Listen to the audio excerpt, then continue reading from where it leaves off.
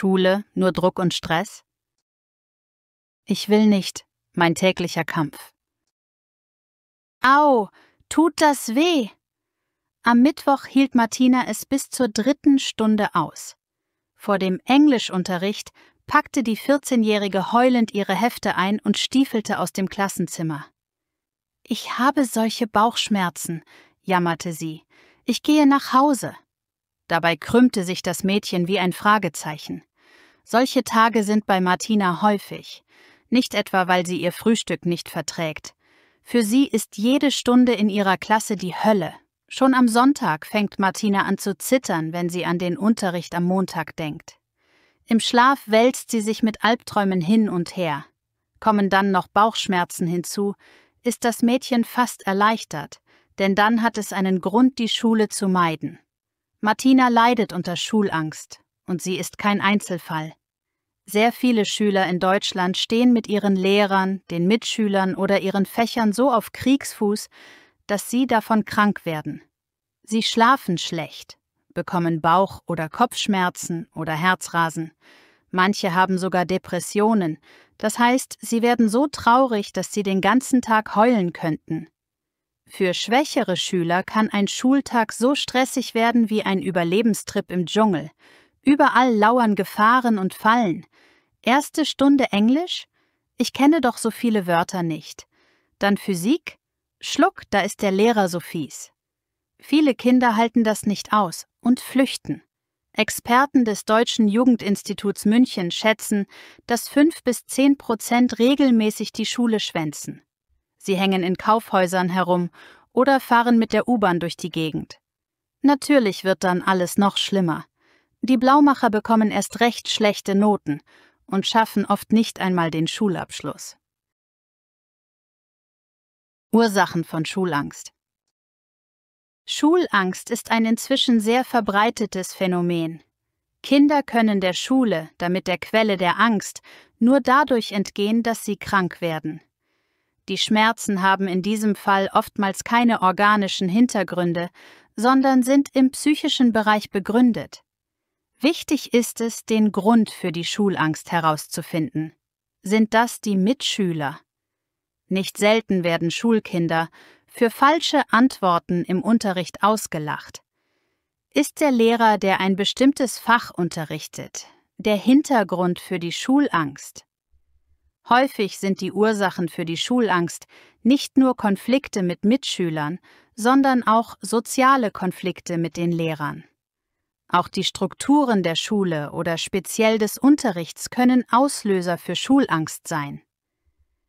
Versagensängste sowie Ängste vor schlechten Noten können auch in einem Elternhaus begründet sein, in dem ein intensiver Leistungsdruck und eine hohe Erwartung an die Leistungen des Kindes gegeben sind.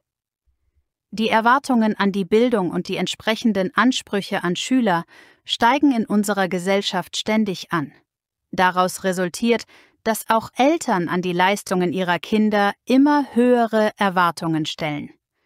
Weiterer Grund für die Schulangst kann schlechte Erfahrung sein. Kränkungen, Respektlosigkeit sowie Demütigungen sind weitere Gründe, weshalb sich bei einem Kind die Schulangst ausprägen kann. Diese Erlebnisse können sich beim Kind so stark fixieren, dass es einen Außenseiterstatus bekommt, der wiederum Nährboden für Angriffe bietet. Das Kind befindet sich in diesem Fall in einem Kreislauf, der ständig abwärts führt und der die Ängste immer weiter verstärkt. Schulangst, was tun? Einige Tipps. Sprich mit deinen Eltern über deine Probleme. Sie können dir Mut machen und dich wieder aufbauen. Sucht gemeinsam das Gespräch mit deinen Lehrerinnen und Lehrern. Sie können dir helfen, die Ursachen deiner Angst zu finden und dir Tipps geben, wie du richtig lernst. Erinnere dich daran, was du in der Vergangenheit schon alles erfolgreich geschafft hast und wie du das gemacht hast. Nimm dir vor, die Aufgaben, die vor dir liegen, genau so anzupacken. Versuche, deine Hausaufgaben zusammen mit Freundinnen, Freunden zu machen. Gemeinsam fällt das Lernen leichter als alleine. Wenn das alles nichts hilft, vereinbare einen Termin bei der schulpsychologischen Beratungsstelle. Schule, eine wichtige Phase im Leben. Der Psychoanalytiker Erik H. Erikson gliederte die Ich-Entwicklung des Menschen in einzelne Phasen. In jeder dieser Phasen steht ein anderes Thema als Entwicklungsaufgabe im Mittelpunkt. Gelingt es, die Entwicklungsaufgabe erfolgreich zu meistern, geht der Mensch gestärkt aus dieser Phase hervor. Das Schulalter bzw. die Schulpflicht fällt hauptsächlich in Phase 4, 6. Lebensjahr bis Pubertät, die ihre eigene besondere Anforderung aufweist. Ich bin, was ich lerne. Erfolgreich zu sein ist in dieser Phase wichtig. Neben dem Drang zum Spielen entwickelt das Kind den Wunsch, etwas Nützliches zu leisten. Diesen beiden Ansprüchen versucht die Schule, die in diesem Alter und auch noch länger besucht wird, gerecht zu werden. Neben dem spielerischen Lernen soll die Schule den Lernenden Möglichkeiten bieten, dass sie sich bestätigen können, indem sie etwas Nützliches leisten. Falls hierbei die Erfolgserlebnisse ausbleiben, entwickelt sich mit der Zeit ein Minderwertigkeitsgefühl oder ein das ganze Leben überschattendes, mangelndes Selbstbewusstsein. Für eine gesunde Entwicklung ist es deshalb nötig, dass den Kindern Erfolgserlebnisse ermöglicht werden. Auf dieser Stufe wollen Kinder alles beobachten und auch selbst aktiv mitmachen. Sie wollen von den anderen gezeigt bekommen, wie man etwas Bestimmtes macht und es dann auch selbst ausprobieren. Das Kind möchte zumindest teilweise an der Welt der Erwachsenen teilnehmen. Gleichzeitig haben manche Kinder in diesem Lebensabschnitt das Gefühl, minderwertiger zu sein, wenn etwa ihre Fähigkeiten noch nicht ausreichen, das zu tun, was ein Erwachsener problemlos schafft. Manche Kinder in diesem Alter überfordern sich deshalb. Orientierungslos? Aber ja, aber nein, aber vielleicht doch. In der Schule läuft es echt überhaupt nicht gut und es macht mir auch alles keinen Spaß mehr. Soll ich nicht lieber nach der 10. abgehen und eine Ausbildung beginnen oder doch bis zum Abitur durchhalten? Ich bin mir so unsicher, was das Richtige ist. Jetzt muss ich das Profil für die nächsten beiden Schuljahre festlegen. Am einfachsten für mich wäre bestimmt Gesundheit und Soziales. Aber Technik würde mich eigentlich mehr interessieren. Oder doch lieber Fremdsprachen. Die brauche ich später im Berufsleben doch auf jeden Fall, oder? Aber eigentlich weiß ich ja noch gar nicht, was ich später mal machen will. Mein Freund hat zu mir gesagt, dass er mich verlassen würde, wenn ich tatsächlich schwanger sein sollte. Die Verantwortung für ein Kind wolle er so jung auf keinen Fall. Ich doch auch nicht. Ich habe bisher nie wirklich darüber nachgedacht, ob ich überhaupt mal Kinder will oder nicht. Also doch, eigentlich schon, aber dann brauche ich einen echten Partner. Und jetzt ist das doch auch viel zu früh. Ich habe doch gerade erst Abitur gemacht. Was mache ich bloß, wenn ich wirklich schwanger bin? Ab 18 wird es schwierig. Mit 18 Jahren hat man es geschafft. Das Abitur ist in Reichweite, der gewünschte Studienplatz in Aussicht. Man darf seinen Führerschein machen, hat vielleicht schon das erste eigene Geld verdient. Demnächst wird man das Elternhaus verlassen und sich dann nie wieder in die eigene Lebensgestaltung reinreden lassen. Schließlich ist man jetzt erwachsen. Doch stimmt das? Ich bin fast 18 und habe keine Ahnung von Steuern, Miete oder Versicherungen. Aber ich kann eine Gedichtanalyse schreiben. In 4 Sprachen, twitterte vor einiger Zeit die 17-jährige Schülerin Naina aus Köln und erfuhr dadurch bundesweite Aufmerksamkeit. Ihr Tweet wurde 10.000-fach geteilt. Offenbar konnten sich viele Menschen in die Schülerin hineinversetzten, sich an eigene Unsicherheiten in dieser Lebensphase zurückerinnern.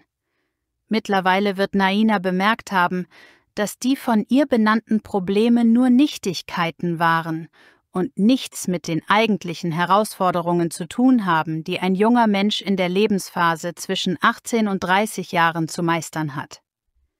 Mit 18 ist man so frei im Leben wie niemals zuvor. Gleichzeitig muss man lernen, was es bedeutet, Verantwortung zu übernehmen.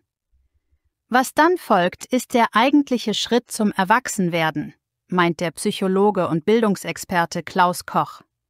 Die Lebensspanne zwischen 18 und 30 Jahren trifft die jungen Menschen noch viel stärker als die Pubertät, sagt Koch. Das sind die härtesten Lebensjahre überhaupt, denn in dieser Zeit entscheide sich, was tatsächlich aus einer Person wird, welchen Weg sie einschlagen wird. Fehler und Niederlagen haben wesentlich weitreichendere Konsequenzen als in anderen Entwicklungsphasen. In der Schulzeit kann man auch mal ein Jahr problemlos wiederholen, ohne dass sich das auf das spätere Leben auswirkt, sagt Koch. Doch was, wenn man mit 26 merkt, dass man auf das falsche Studium gesetzt hat? Was, wenn die langjährige Beziehung zum Freund oder Freundin kurz vor dem 30. Geburtstag in die Brüche geht? Man doch eigentlich eine Familie gründen wollte. Spätestens mit Mitte 20 geht es darum, weitreichende Entscheidungen zu treffen, sagt Koch. Die Eltern drehen langsam den Geldhahn zu. Plötzlich merken die jungen Menschen, dass das Leben, so wie sie es seit ihrer Kindheit gewohnt waren, ganz schön teuer ist. Selbst wer erfolgreich sein Studium abgeschlossen hat, merkt vielleicht erst jetzt, dass der hart erarbeitete Traumjob nicht zum gewünschten Lebensstandard führt. Dass es nur wenig erfüllend ist, sich von Praktikum zu Praktikum zu hangeln. Und auch Entscheidungen in der Liebe können langfristige Konsequenzen mit sich bringen. Geht man von Beziehung zu Beziehung oder sucht man sich einen Partner, mit dem man sich eine gemeinsame Zukunft vorstellen kann? Im Teenageralter sei das alles noch ganz anders, erklärt der Psychologe. Die Schule und das Elternhaus bilden ein stabiles Netz, in dem man sich frei bewegen kann, aber immer gut aufgefangen wird, wenn es einmal schwierig werden sollte. Man hat einen durchstrukturierten Tagesablauf, die Eltern finanzieren den Lebensunterhalt. In dieser Entwicklungsphase spiele vor allem die Frage, wer bin ich, die entscheidende Rolle. Mit 18 ist die Identitätssuche noch nicht abgeschlossen, aber es kommen weitere Sinnfragen hinzu. Wohin will ich? Was erfüllt mich? Was ist das Ziel? Und nicht immer gehe es gut aus.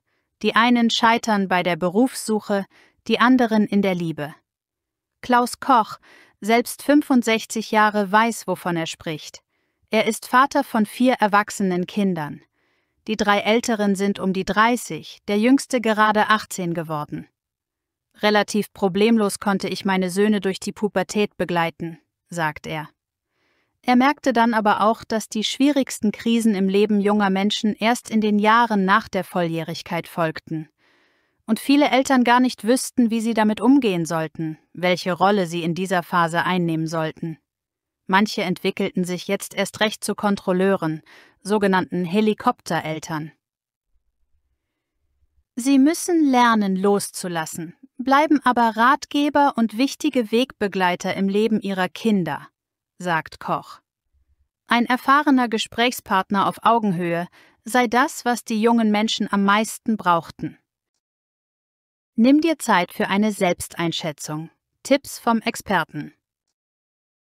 Die heutige Lebens- und Arbeitswelt ist durch eine zunehmende Unübersichtlichkeit gekennzeichnet. Zukunftsentwürfe erweisen sich immer öfter als instabil. Was können Sie jungen Menschen raten, damit sie nicht orientierungslos werden? Orientierung hängt immer zusammen mit Werten, mit dem, was eine Person für sich als wertvoll erachtet. Der erste Schritt zur Orientierung ist daher, sich selbst einschätzen, sich mit seinen Wertvorstellungen, Fähigkeiten und Talenten auseinandersetzen und herausfinden, was einem wichtig ist. Vor der Frage, was will ich werden, steht also erstmal, was kann ich gut und was mache ich gern? Das herauszufinden ist nicht immer einfach. Am besten geht man systematisch durch, wofür man sich am meisten interessiert, wie man gerne einen freien Tag verbringt, was einem die liebsten Hobbys sind und so weiter. Wichtig ist dabei, dass die betreffende Person nicht nur darauf achtet, was sie gut kann, sondern vor allem darauf, was sie am liebsten macht. Das individuelle Interesse an einem Fachgebiet und die eigenen Fähigkeiten sind die besten Voraussetzungen für eine gelungene Ausbildung oder ein erfolgreiches Studium. Und sie helfen einem im späteren Berufsleben morgens auch besser aus dem Bett, wenn um 7 der Wecker klingelt. Klarheit über die eigenen Wertvorstellungen ist darüber hinaus in jedem Lebensbereich wichtig, um sich die richtigen Ziele zu setzen. Und dann kommt es darauf an, sich in seinem Handeln an diesen Zielen zu orientieren und die Optionen, die sich einem bieten, um diese Ziele zu erreichen, richtig einzuschätzen und zu ergreifen.